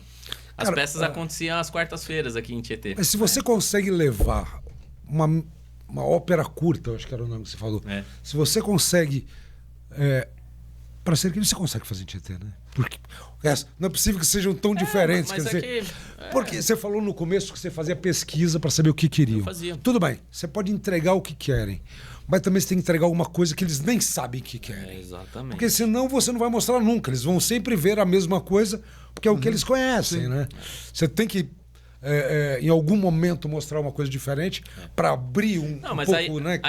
Aí é que entra o gestor, né? O preparo, a visão, a gente quer, né? Eu gosto do que eu faço, né? Eu amo o que eu faço. A minha vida, eu tô há acho que 25 anos na cultura. E uma vez 26 anos na cultura. Desculpa. Não é... Eu tenho uma vida dedicada ali, eu tenho uma... A minha vida é essa, é isso, né? Eu adoro o que eu faço, então eu não vou... Hoje, para eu sentar numa cadeira de secretaria, ser um gestor, eu tenho muita vontade, né? Eu tenho um sonho de voltar agora, quando eu tiver uma oportunidade. Eu tenho outros negócios, tenho empresas, tenho o Culturando que a gente administra com os festivais, mas eu tenho um sonho de poder... pegar essas experiências que eu tive em Cerquilho, em São Paulo, mesmo com o Culturando, com as leis de incentivo, e poder oferecer isso no município. Está cada vez mais preparado, né? Cada vez mais preparado. Eu acho que no momento isso vai acontecer, né? Vai ter um momento certo, né? Que vai surgir. Mas eu não vou sentar hoje mais numa cadeira de secretário, por exemplo, sem marcar a minha passagem. Eu não vou colocar lá, dedicar o meu tempo se não for para fazer algo acontecer de fato. Direito. Só para falar, tô aqui, tô num cargo público, é legal, é bacana. E não desmerecendo isso. Eu tenho um sonho de voltar para a secretaria, de poder fazer um trabalho realmente consistente, a ponto das pessoas de quebrar esses dogmas, esses paradigmas de que, aqui não vai nada, aqui não vai lá. Não é só para Tietê, é para as outras cidades. Toda cidade tem uma realidade cultural difícil. Todas as cidades têm. Todas. Não é de Tietê. Você trabalhar a cultura é complicado. É difícil, não é fácil. Mas é possível. A gente vê Salto, por exemplo, que acabamos de falar de Salto. Salto é uma cidade que está borbulhando a parte cultural. É legal. Pode ser que em outras épocas fosse mais ou menos, mas hoje está bem aguçado. Tá funcionando. Boituva está desenvolvendo bastante a parte cultural lá. Está indo legal. Então, assim, você vê que são pessoas que estão se dedicando lá e estão enxergando que é possível você movimentar, porque a cultura também gera economia. Claro. E já que você falou em ferver, em fervura... Na pandemia, quanto ferrado ficou aí por causa de não ter trabalho. Mas ele falou em ferver, em fervura, em movimento. E tem agora, então... Mas sem desligar. Eu vou fazer número 1, mas sem desligar. E tem agora... Não, mas você precisa ir embora agora? Precisava de você. O Culturando agora, os shows que vão acontecer. Vai rolando. Só vou fazer o número 1. Deixa comigo. Vou te enrolar. É o segundo Culturando Rock, é isso? Eu tô falando o nome correto? Como é que é? É Culturando Rock Festival. Conta um pouco disso, porque esse é o fervo que está chegando agora. Esse é o fervo. É o Culturando Rock Festival. Em 2000, vou contextualizar aí o pessoal que está em casa. Em 2018, o projeto Culturando completou 10 anos. Tá. Em 2018. Então, oficialmente, 29 de março de 2008. Ok. 2018, 10 anos. Quando chegou 10 anos, a gente pegou os membros da equipe que estavam ali com a gente e falou, vamos olhar para trás e ver o que foi e vamos olhar um pouco para frente para ver o que a gente quer ser para frente.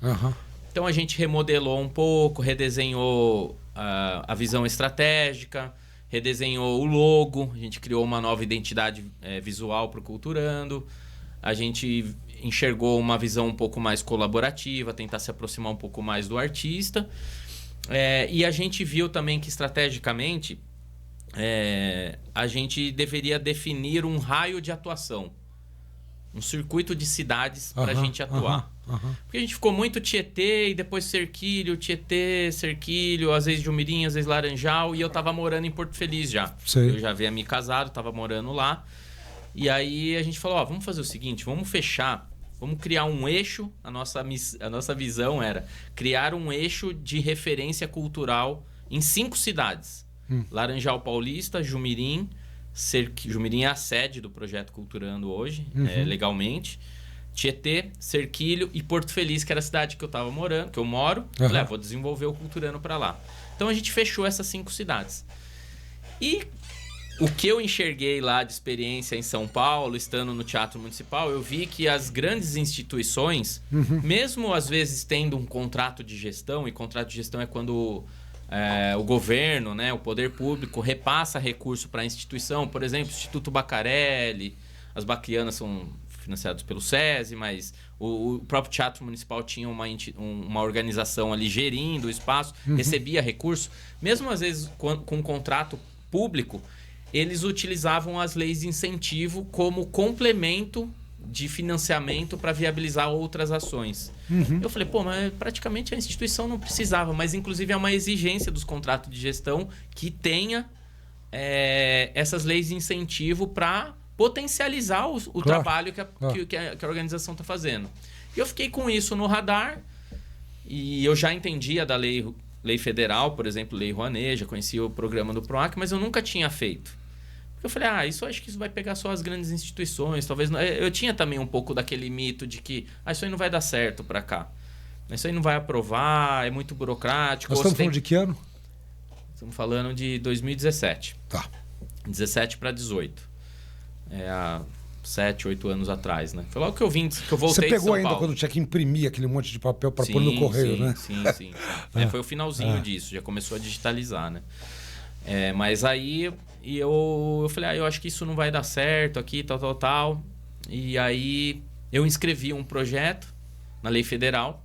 Falei, já que eu vou inscrever na Lei Federal e eu acho que eles não vão aprovar, eu vou inscrever um puta do projeto de 1 milhão, fazendo festival disso, daquilo, aula de dança, eu coloquei tudo num pacote só e mandei. Aí, aprovou. Eu falei, nossa, porque eu já estava familiarizado com documentação, com tudo, com formatação de projeto. E tinha um bom projeto, porque não adianta tá tudo bem escrito e ser um projeto ruim, né? Daí eu falei, nossa, aprovou, cara, não é possível. Eu tô com um projeto de mais de 1 milhão aqui e agora nós vamos arrebentar. Mas nesse caso você precisava captar. Aí eu tinha que captar. Pois é. Aí quando eu saí para captar, aqui não tenho. Liga o ano que vem, essa aqui não. Não consegui captar nada, 0. Lei Rouanet você tá falando. Lei Rouanet. Que bosta, né, cara? 0. Falei, não é possível. Eu tô com um projeto, me ajuda, faz aqui, busca busca o outro, encosta aqui. Não, isso é legal. Não, aqui eu sei quem que vai ajudar você. E por que uma empresa não quer, cara? Porque também depende do tamanho da empresa para Rouanet, cara. Às vezes ela não tem toda essa grana para bater. O tamanho tem vários fatores. São vários fatores. Mas até entendi. Foi do imposto, entendi. Mas tudo tem que bem. declarar aquilo que ele vai isentar, né? Mas resumindo, eu consegui aprovar o projeto, que na minha visão era o mais difícil, e depois eu vi na prática que o mais difícil era captar. Não era aprovar o projeto. O projeto, eu pela experiência, por ter formação em direito, por ter vivenciado toda a parte administrativa, eu tirei de letra isso. E aí chegou para captar, não captava. Daí o que aconteceu?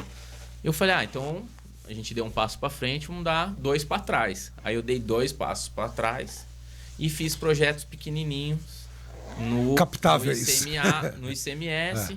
Falei, bom, ali vou começar aqui no ICMS, que é as empresas menores e tal, e vim fazer um projeto de 100 mil, de 80 mil e não de 1 milhão.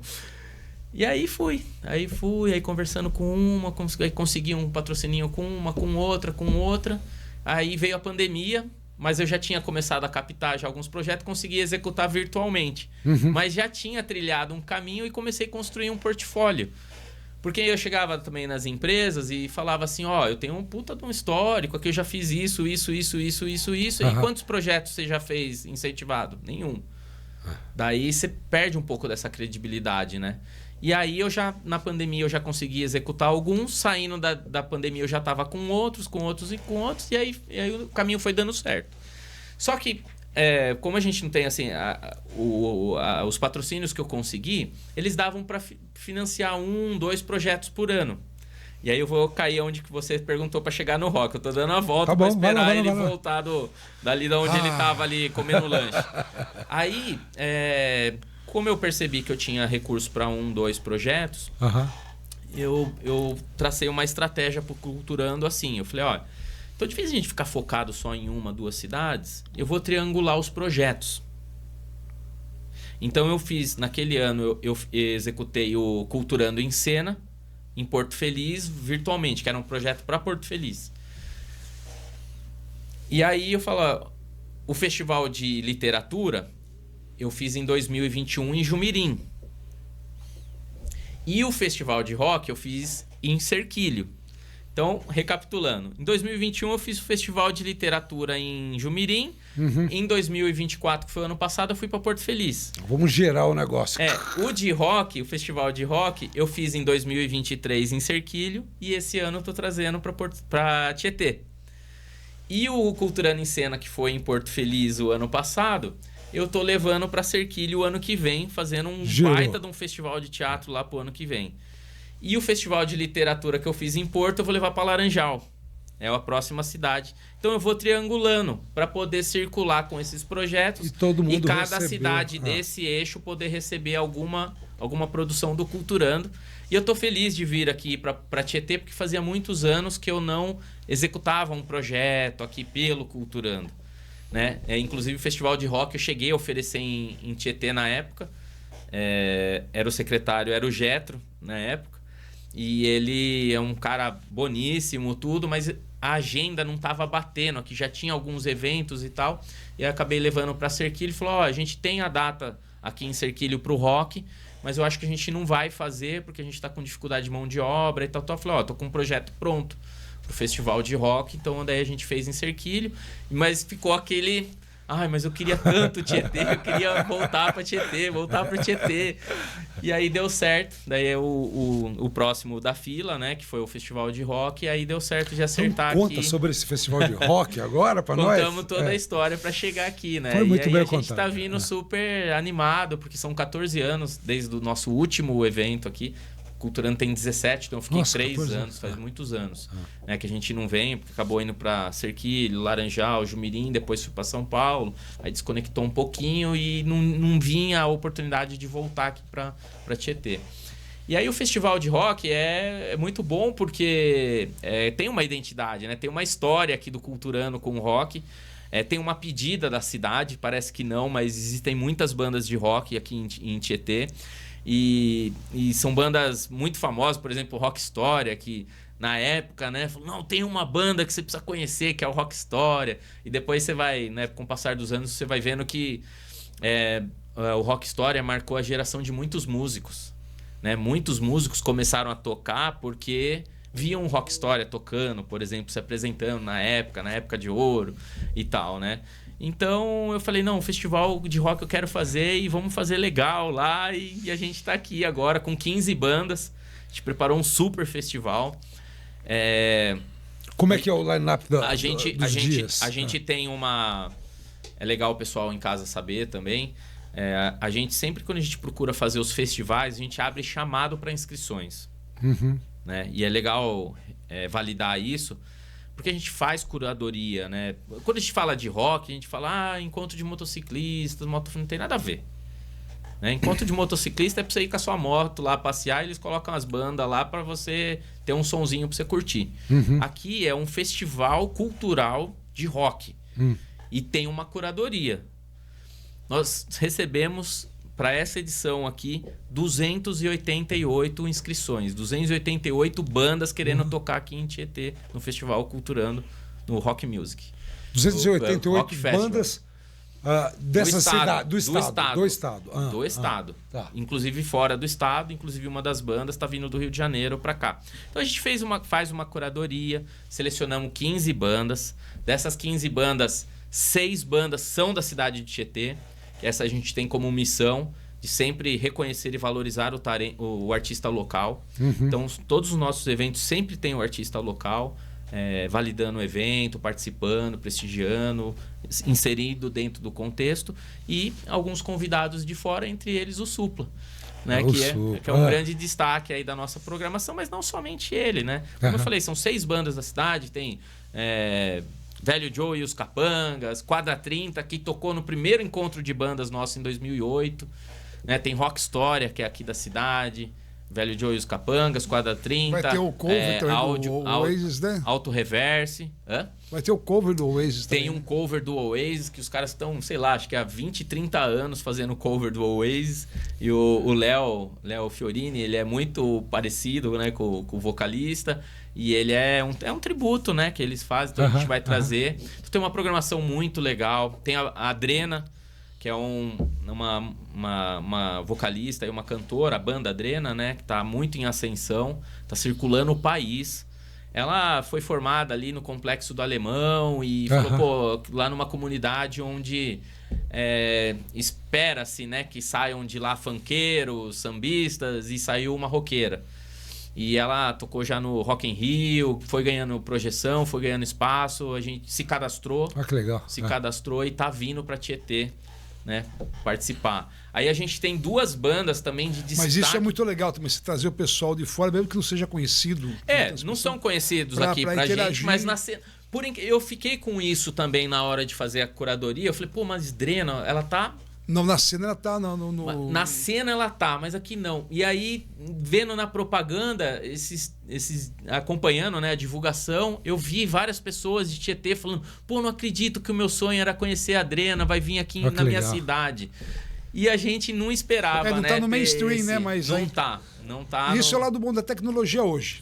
Se você souber onde procurar, você encontra bastante coisa. Não fica dependendo só do rádio, né? Para saber. Tem uma história muito legal, que tem uma banda chamada Kokomo.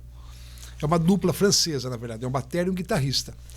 E no YouTube você paga, você coloca as propagandas. Agora parou de aparecer, mas acontecia muito disso, de mostrar você está assistindo um desenho lá, daí aparece uma propaganda, é um artista, toca a música inteira do cara, se você não pular.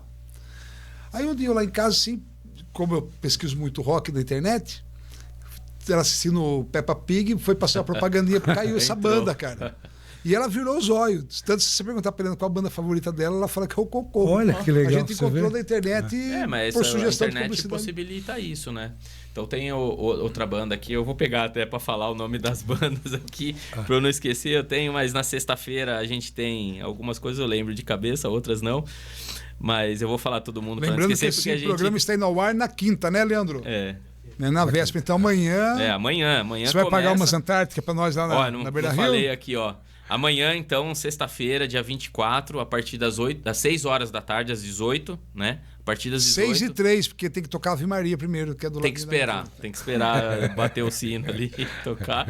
Mas é Spectral, né? Que é outra banda, de um pessoal aí mais, né? Que tá chegando.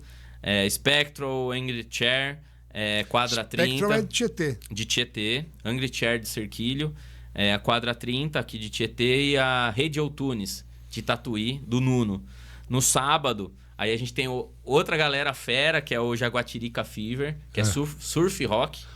É o surf rock dos caras, instrumental. De onde? É daqui? É daqui. É daqui, acho que tem algum integrante de Cerquilho também.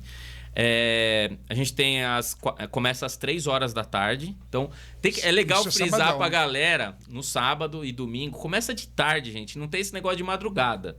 11 horas, tá acabando tudo, viu? Não precisa se preocupar que não vai entrar pra meia-noite. Acabou isso, né? De passar a noite acordado, né? Mudou. Acabou, vai pegar aquele pôr do sol ali. Não, é à tarde. Vai ser legal. Tá, pessoal? É à tarde. Então, 3 horas, Jaguatirica Fever. Às 4, Rock História, que daí é conhecida aqui do pessoal.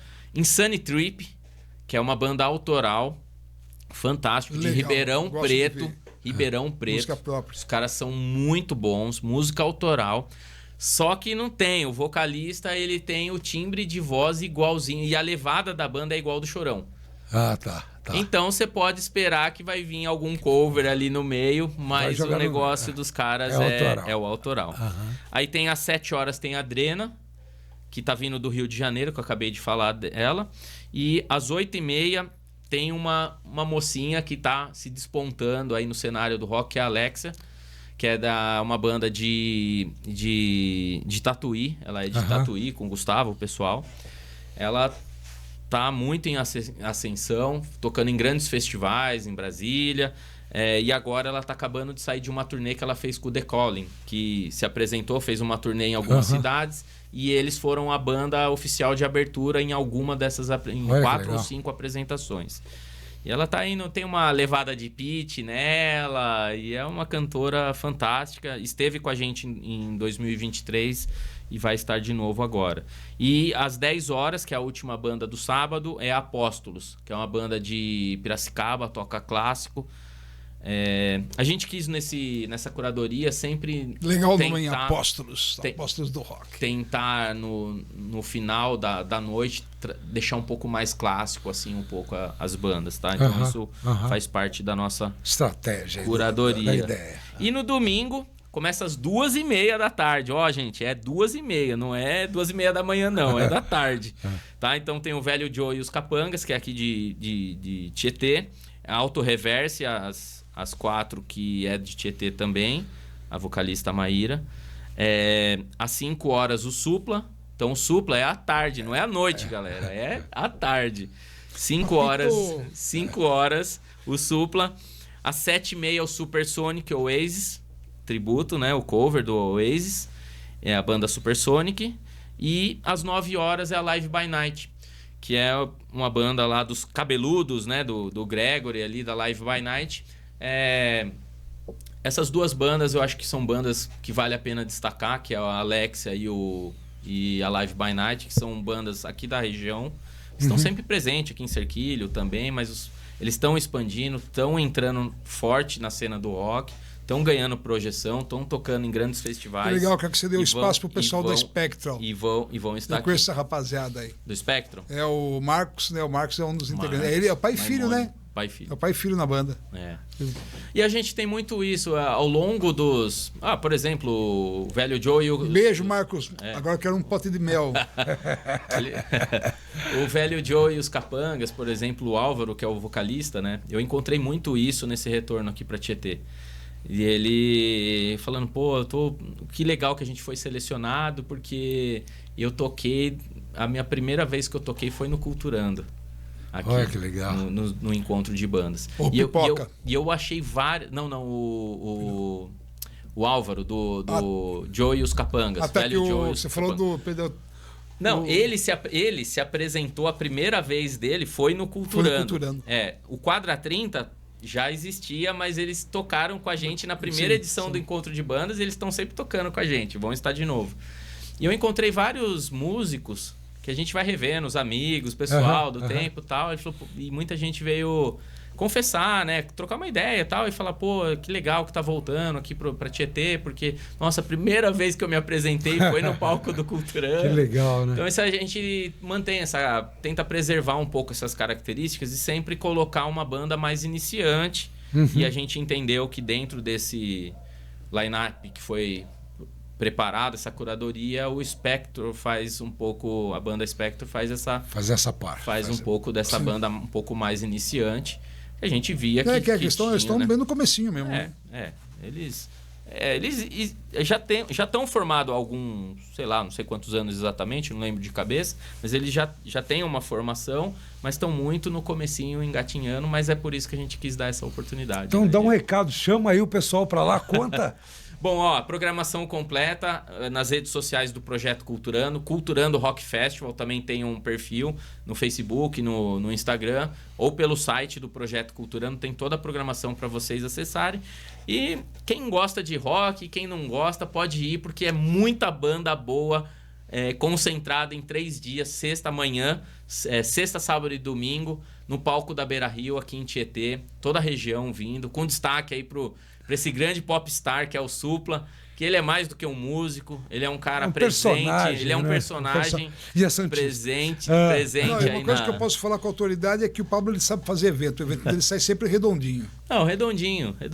Se Deus quiser. E além do show de tudo isso, vai funcionar. É uma chance de não estar em casa, de ir pra rua, E de dominar um pouco a rua, encontrar os amigos, senão cada um fica no... Sai do celular. Sai do celular, do celular, senão cada um fica na sua casa lá. É uma hora de a gente tá sanhado, né? Semana passada a gente já foi no rock and roll lá na Beira-Rio. Essa semana de novo na Beira-Rio. E no anterior eu fui para Cerquilho. Então a gente vai lá no mas a gente tá vendo um pouco isso, né? A cena do rock se movimentando mais, né? É legal porque tem essas, tá pintando umas bandas novas. Às vezes vai e volta e vem o pessoal com gás. Tem uma galerinha de Cerquilho chama Grita. É uma mina que canta boa também. Que a gente ia falar com ela, não boa era? Pra caralho. A mina tem esse lance de palco também. Boa. Eu não sei. Eu achei que eu tinha visto na sua página, mas não tenho certeza. Não tem o negócio de uma baixista? Ou já foi isso? É bem lembrado. Mil personagens. A Alana Alberg, ela é uma baixista que está fazendo muito sucesso no Brasil, tocando com várias bandas de renome. Blitz, programas de televisão, Altas Horas, bandas... Né? É uma mulher, né? uma moça, né? Uma mulher. E tem ganhado tem conseguido muita abertura, ganhado muita projeção, tem sido muito elogiada no meio musical, artístico, como uma grande baixista. Ela mora aqui? Ela é daqui? Ela é nascida em Tietê, a família dela é daqui. E ela é uma também das meninas que falou: minha primeira apresentação foi no Culturando também. Olha que legal. E eu fiquei muito grato, porque ela tem viajado o país todo. O ano passado ela fez uma turnê com aquele artista, o João, que a moçada conhece. Nossa, eu não conheço muito bem, não, mas ele tá estouradíssimo, né? Tá estourado por aí. Eu tenho filha de 20 anos, então eu sei te dizer. Eu tenho alguns sobrinhos que falam dele, mas quem que é? Mas o João é legal também. E ela excursionou com ele. Pode deixar ouvir. Pode deixar ouvir. Pode deixar. Pode, né? Ela excursionou com ele e ela tá morando no Rio de Janeiro. E eu a convidei, falei: eu faço questão que você esteja aqui com a gente. E ela vai vir e ela vai ministrar um workshop, vai fazer um bate-papo com os baixistas, que vai ser às 11 horas do sábado, às 11 horas da manhã, no sábado, lá na Escola Camargo. Então ela vai reunir lá os... que legal, hein, tem que fazer a inscrição, entra nas redes sociais do Projeto Culturando, ou no site, mas ou no YouTube, desculpa, no Instagram ou no Facebook, vai ter o link do formulário para você clicar em se inscrever. São poucas vagas, acho que tem mais umas 3 ou 4 vagas só sobrando para preencher. E ela vai vir, vai bater um papo e vai falar sobre a carreira dela, né, como baixista e o baixo no rock. Então vai ser muito legal, um bate-papo que ela vai fazer. E aí eu falei: você não vai passar aqui e não vai tocar, né? Só que daí eu fiz um casamentinho ali dela com o pessoal do Rock História. Então a Lana vai estar no palco do Culturando, tocando ali junto com o Rock História, fazendo uma participação. E o evento será um grande sucesso. Um grande sucesso. E nós estaremos lá com certeza, né? A gente foi tentando costurar um pouquinho, porque alguns amigos ficaram né? A gente teve que ir selecionando as bandas. Falou: a minha banda não tá. E tem uma pessoa que vale a pena mencionar aqui, que vocês vão conhecer, que é um cara que eu não citei o nome dele aqui na banda, mas eu lembrei, eu fui lembrado aqui da Lana, e é bom falar dele, que é um grande guitarrista aqui da cidade de Tietê, que é o Jack Douglas. Jack Douglas. Né, Jack Douglas é um guitarrista você não conheceu fantástico. ainda, cara. Não. Esse cara é maluco. E ele vai fazer uma participação também com o Alto Reverse lá com a Quando ele tá muito loucão, ele já vem naquelas... Mas é um guitarrista fantástico. Toca muito, cara. Ele é um showman. É isso, que bom, então, que tem material para fazer esse ano. Depois falamos um monte, né? Muito obrigado, né? Sensacional, cara. A gente já ia convidar você, porque a gente tava já antenado com esse lance do projeto Flamboyant lá. Tem muita coisa, né? Então a gente gostaria de trazer você. Tudo, não, né? nem trazer, de repente a gente ir lá um dia, né? Pra entender melhor como que funciona também, porque o Eric comentou, né? Até falou, puxa, eu nunca mais vi o Pablo, né? Aí calhou de pintar o projeto Culturando aqui festival, do rock. Né? Falei: é agora que a gente vai chamar o cara, então. O Flamboyant é uma biblioteca, é um projeto pioneiro no estado. É a única biblioteca do estado de São Paulo que tem no acervo obras exclusivamente de autores nascidos no interior. Olha só. É um projeto de valorização do artista do interior. Então, só que você faz um monte de ações ali, né? Tem a programação que rola lá todo mês. O pessoal fomentar a cultura, sensacional. Mas isso a gente precisa convidar ele para... Isso é uma outra conversa. De um outro é para você, para deixar a porta aberta, para você voltar. Tamo aí. Muito obrigado, viu, Pablo? Obrigado a vocês, parabéns, boa sorte aí. Muitos anos aí pro podcast. Tamo junto. Você vai voltar de falar muitas coisas aqui com a gente. Até a próxima. Parabéns aí pelo programa e tamo junto. Obrigado. E um beijo pro nosso querido Leandrinho, que não desligou nada hoje. O Leandrinho, hoje ele não enroscou o pé lá, ó.